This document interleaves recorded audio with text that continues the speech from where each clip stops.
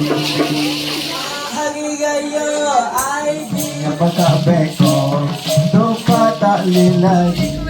क्या हाल चाल है आप सबके। आई होप कि सब बिल्कुल ठीक ठाक होंगे। बहुत दिन से आप लोगों से हाल वाल नहीं हुआ था, तो आज हम जा रहे हैं फैकल्टी की ईद मिलन पार्टी पे।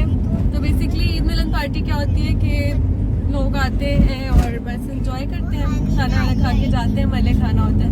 तो इंटरनेशनल स्टूडेंट्स भी आएंगे, तो चलिए देखते हैं, आपको भी दिखाते हैं कि क्या हो रहा है। की पार्टीज़ बड़े मज़े की और बड़ी यूनिक सी होती हैं। ऐसी पार्टीज़ मैंने पाकिस्तान में तो कभी देखी नहीं है। ज़ाहिर है कल्चर के हिसाब से हर जगह पे अलग किस्म का तरीका होता है लोगों का चीज़ों को सेलिब्रेट करने का। तो यहाँ पे आपने ना नोट करना है, ये जो इनके आदमियों के कपड़े होते हैं, स्पेशली जो सेलिब्रेशंस पे ये लोग पहनते हैं, वो बिल्कुल प्लेन होते हैं। रेड भी होंगे, पर्पल भी होंगे, वाइब्रेंट कलर्स होंगे और सिंपल होंगे। लेडीज़ का तो मेरे ख्याल से चलता ही है ये fancy where, like Banarasi, Shanghai. लेकिन जो स्पेशली जो जेंट्स होते हैं ना, उनमें वाली ड्रेसिंग ना मुझे बड़ी यूनिक और मज़े की लगती है। हमारे कल्चर में अगर जेंट्स की बात की जाए तो वो प्रेफर करते हैं लाइट कलर्स या फिर सिंपल टाइप की ड्रेसिंग।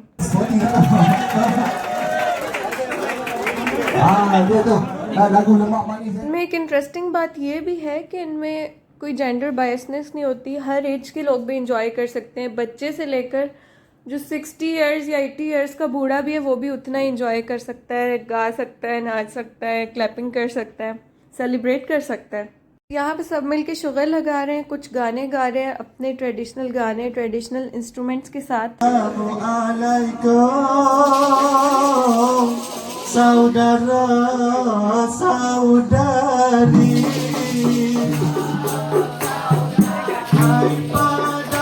इससे पहले कि मैं इस वीडियो को आगे बढ़ाऊं, मैं आपसे रिक्वेस्ट करूंगी कि अगर आपको मेरे चैनल में कोई भी इंटरेस्ट डेवलप हो रहा है, वीडियो में कुछ भी अच्छा लग रहा है, तो आप मेरे चैनल को सब्सक्राइब कर लें। क्योंकि मैंने अपने चैनल की एनालिटिक्स में देखा है कि 50% वो लोग मेरी वीडियोस देखते हैं जिन्होंने मेरा चैनल सब्सक्राइब नहीं किया हुआ। प्लीज़ सब्सक्राइब कर लें और बेल आइकन को क्लिक कर लें।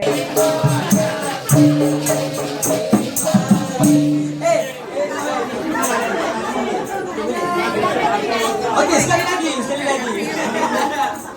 Selamat Hari Raya Aidilfitri.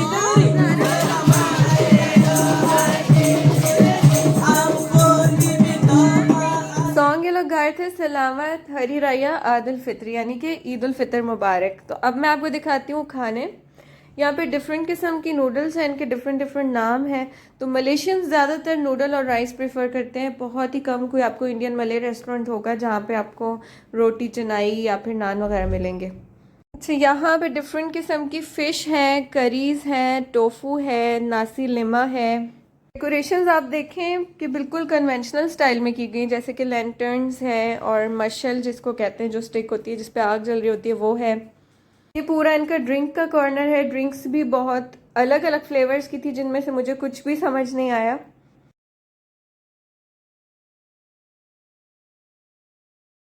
यहाँ पे चिकन करीज हैं और बॉइल्ड राइस है। इनके फूड में ज़्यादातर कोकोनट का इस्तेमाल होता है, फ़िश का इस्तेमाल होता है। राइस का यूज़ जो है ना वो इंतहा से भी ज़्यादा होता है। सोया यूज़ करते हैं ये लोग। नेक्स्ट काउंटर जो है इनका फ्रूट काउंटर है। फ्रूट्स में इन्होंने ड्रैगन फ्रूट, ऑरेंजेस, मैंगोज और मेलन्स वगैरह रखे हुए हैं। जो सॉसेजेस और नगेट्स और क्रॉकेट्स भी ये लोग बहुत खाते हैं। मैंने प्लेट में डाली, मैं आपको दिखाती हूँ। बाहर इन्होंने चिकन साटे, यानी जिसको हम कबाब कहेंगे या बारबेक्यू कहेंगे, उसका काउंटर लगाया हुआ था। और वो उस वक्त बारबेक्यू कर रहे थे बाहर, चिकन को स्टिक्स पे लगा के, जिसको मेरे हस्बैंड कबाब का नाम देते हैं। और साथ में अरेबिक फूड था, यानी कि शावरमा। तो हुआ कुछ यूँ था कि मेरे हस्बैंड ने ये चिकन साटे जो है वो ट्राई की थी। मैंने एक बार अपने किसी कोलिग्स के साथ ट्राई की थी चिकन साटे, जिसके ऊपर उन्होंने स्वीट पीनट चटनी डाल दी थी। तो मेरे जहन में ऐसा इमेज ही बन गया था कि जब चिकन साटे लेंगे ना, ये मीठी ही होगी। और आप सोचें कि मीठा बारबेक्यू किसको पसंद आता है, चाहे उसमें जितनी भी चिली डाली हो, चाहे वो कितना भी स्मोकी हो।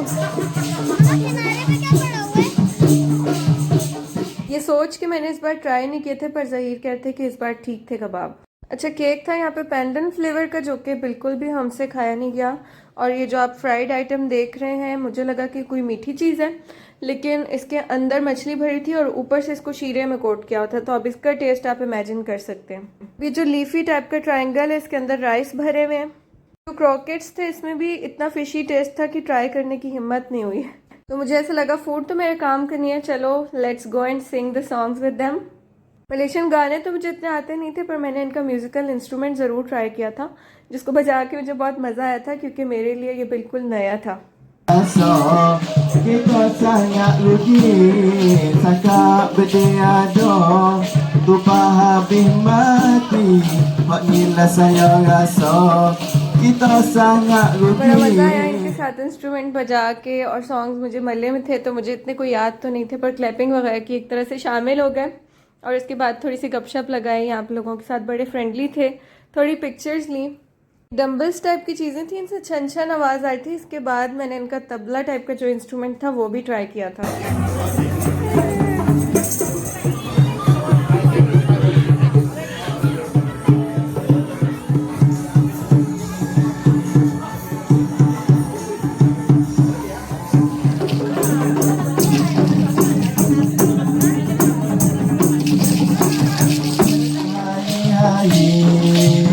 Yang pakat leki, yang pakat beko Lupa tak boleh lagi Lupa tak boleh lagi तो फाइनली वीडियो और इंस्ट्रूमेंट्स में मैं इतना कोई इन्जॉय कर रही थी कि मैं खाना भूल गई थी। तो अब्दुल्ला ने फिर मेरे लिए एक शावरमा लिया, जो मैंने और मेरी फ्रेंड ने फिर हाफ़ किया था। उसके बाद हम दूसरी फैकल्टी में गए थे। यहाँ पर बहुत सारे स्टॉल्स लगे हुए थे, कुकिंग कॉम्पिटिशन्स वगैरह हो रहे थे, और जो कि ख़त्म हो चुके थे। प्राइजेस वगैरह इनके अनाउंस हो रहे थे और बड़े मज़े के गिफ्ट पैक्स बना के रखे थे। और एक फैकल्टी में तो पूरी गाय को लेकर उसका बारबेक्यू किया था, जो कि बहुत ही डिफरेंट सा लग रहा था देखने में। यहाँ पर ना बहुत ही शदीद गर्मी थी। आ गए हैं वहाँ से वापस, और हमने बहुत ज़्यादा इंजॉय किया वहाँ पे। लेकिन ये था कि मेरे हस्बैंड को थोड़ी सी जल्दी थी और हमें एक दो जगहों पे जाना था, तो मैं सही से बैठ के ना खाना नहीं खा सकी। तो अब मैं खाना बनाऊँगी, खाना खाऊँगी। वैसे भी उनका कुछ ऐसा फूड होता नहीं है जो बंदा बहुत ही खुशी से खाए। फिर हमें पहले एक जगह जाना था, फिर दूसरी जगह जाना था। मैंने कहा चलो यार दूसरे स्टॉप पे बैठ के तो आराम से खाना खाएंगे, पर वो दूसरे स्टॉप पे जो है वो मतलब ऑलरेडी सब कुछ ख़त्म हो चुका था। और फिर हमें घर भी जल्दी आना था, तो हम पहले स्टॉप पे भी वापस नहीं जा सकते थे। तो एक बार मैंने फ्रूट्स की प्लेट भी फिल की और वो भी मैं ना खा नहीं सकी।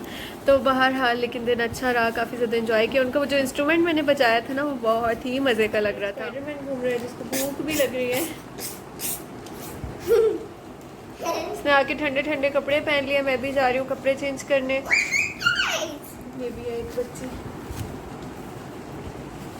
मेरा दिल है कि मैं चिकन कढ़ाई बनाऊँ, मुझे भूख बहुत ज़ोर की लगी हुई है।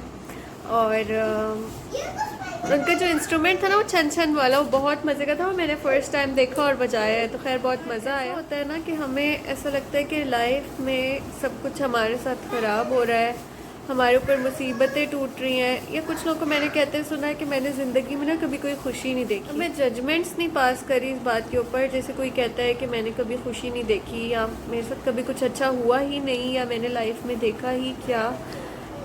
तो समटाइम रीज़न सिर्फ ये होता है कि हमने जो ग्लास लगाया होता है ना, जो आंखों के आगे हमने चश्मा लगाया होता है, उससे हम अच्छी चीज़ें सारी फ़िल्टर कर देते हैं और हम सिर्फ लाइफ की ना बुरी चीज़ें देख रहे होते हैं। क्योंकि बीइंग अ मुस्लिम हमारा बिलीफ है कि अल्लाह मेहरबान है, और अल्लाह ने हमें इतनी मतलब चीज़ें दी होती हैं ना, इतनी मतलब हमारी सांस का सही चलना, हमारा हाथ पैर का सही चलना, हमारा मतलब सेल्फ डिपेंडेंट होना, बहुत सारी ऐसी चीज़ें हैं कि हम अगर किसी भी सपोर्ट के बगैर सांस ले सक रहे हैं। तो खैर मैं इन चीज़ों में नहीं जाऊंगी कि क्या क्या अल्लाह की ब्लेसिंग्स हैं, वो हर एक को खुद मेरे ख्याल से पता है कि अल्लाह की क्या क्या ब्लेसिंग्स। कभी कभार हम अपना फोकस जो है ना वहाँ से हटा के पूरा का पूरा उस चीज़ पे डाल लेते जो भी कभी भी हमारे साथ बुरा हुआ है, और हम सारा कुछ इकट्ठे करके ना कहते हैं हमने लाइफ में कुछ अच्छा देखा ही नहीं, देखो हमारे साथ ये हुआ, फिर ये हुआ, फिर वो हुआ। ऐसे सीरीज से सीक्वेंस से हम ऐसे बताते हैं ना कि बस हमारे साथ कभी कुछ अच्छा नहीं हुआ। मेरा ओपिनियन ये है कि मैं ऐसे बिलीव नहीं करती कि अल्लाह ताला एक इंसान को मतलब इस दुनिया में भेजे सिर्फ इसलिए कि उसके साथ बुरा ही करना है। ऐसा नहीं हो सकता। अल्लाह इतना मेहरबान है, वो मतलब इतना कुछ हमें उसने अता किया हुआ है। और एक मैं मोटिवेशनल स्पीकर को सुन रही थी, वो कहते हैं कि हमारी लाइफ में ना अच्छी और बुरी चीज़ें दोनों होती हैं। तो इसकी एग्जांपल ऐसे दे रहे थे कि हमारे घर में ना अच्छे कमरे भी होते हैं और लेकिन कुछ इंसान होते हैं ना, वो दूरबीन लगाते हैं सिर्फ बाथरूम की तरफ, यानी वो बागीचे को छोड़ देते हैं, वो सहन को, लाउंज को, रूम्स को छोड़ के तो अपना सारा फोकस ना बाथरूम की तरफ अगर आप देखोगे ही बाथरूम तो आप कैसे कहोगे कि हमारा पूरा घर इतना अच्छा है या जो भी है। तो खैर आई डोंट नो कि आप रिलेट कर पाएंगे इस बात से या नहीं, पर मुझे फ़ील हुआ कि मेरे जितने भी ऑडियंस हैं मुझे उनसे ये बात लाजमी करनी चाहिए यार। आप लोग बताएं, आप लोग को फ़ील होता है कि आप लोग के साथ कभी कुछ अच्छा नहीं हुआ लाइफ में, आपकी लाइफ मतलब मुसीबतों से भरी हुई है एक के बाद दूसरी, और हमेशा मुसीबतें ही आई है, कभी कोई खुशी नहीं मिली। आप लोगों में से किसी को ऐसा फील होता है? मेरा मकसद ये नहीं कि मैं किसी की दिल आज़ारी करूँ, लेकिन हमारा एक पैटर्न ऑफ थिंकिंग बन जाता है और हम कहते हैं कि चीज़ें ऐसे ही होनी चाहिए हमारी मेंटालिटी के अकॉर्डिंग, और अगर वैसी नहीं होती तो हम अपने आप पे बस एक क्या कहना चाहिए, एक फ़िल्टर लगा लेते हैं और हर चीज़ को उसी फ़िल्टर से देखते हैं। जो न्यूट्रल चीज़ें हैं वो भी हमें बुरी लगने लगती हैं। तो खैर इस बात को ज़रूर देखिएगा, और यही कुछ लोग ना लोगों के साथ भी करते हैं कि इंसान है, सब में फ्लॉज हैं, कुछ अच्छाइयाँ होंगी, कुछ बुराइयाँ होंगी, तो हम सारा फोकस ना उसकी बुराई से करते हैं कि अच्छा इसमें तो ये बुराई है, और पूरे इंसान को लेबल ही उसकी एक बुराई के साथ कर देते हैं, जबकि फेयर नहीं है। आप अपने जहन में उसके लिए कुछ अच्छा सोच लें ताकि आपके जो माइंड है उसमें से जो भी मेमोरीज आप रिट्रीव करें वो अच्छी मेमोरीज हो, या आप जब भी किसी का सोचें आप अच्छा फील करें, क्योंकि फ्लॉज तो हर एक बंदे में, फिर हम क्यों मतलब ऐसी दूरबीन लगाते हैं जो हर एक में सिर्फ बुराइयां ढूंढती है। बहुत सारी चीज़ें मैं शेयर करती हूँ, अपनी पूरी लाइफ में शेयर करती हूँ, तो कभी कभार मेरा दिल करता है कि जो भी मेरे इस टाइम पे थॉट्स चले वो भी मैं आपके साथ शेयर करूँ।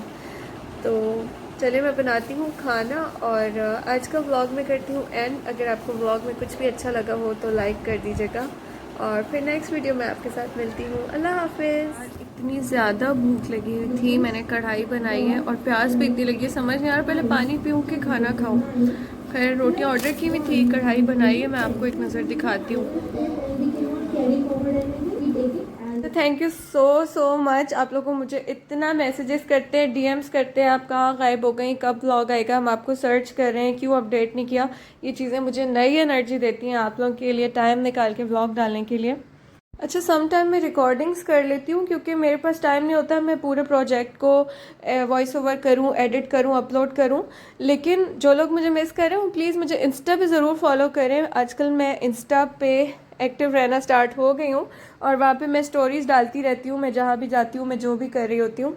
अगर आपको ये इंटरेस्ट है कि मैं अपनी ईद यहाँ पे कैसे सेलिब्रेट करती हूँ तो उसका भी लिंक मैं डिस्क्रिप्शन में डालती हूँ। अपनी इंस्टाग्राम आईडी का लिंक भी मैं डिस्क्रिप्शन में डालती हूँ, वो वाली वीडियोस देखें। मैं इसको करती हूँ एंड, और नेक्स्ट व्लॉग में मुलाकात होती है आपसे। अल्लाह हाफिज़।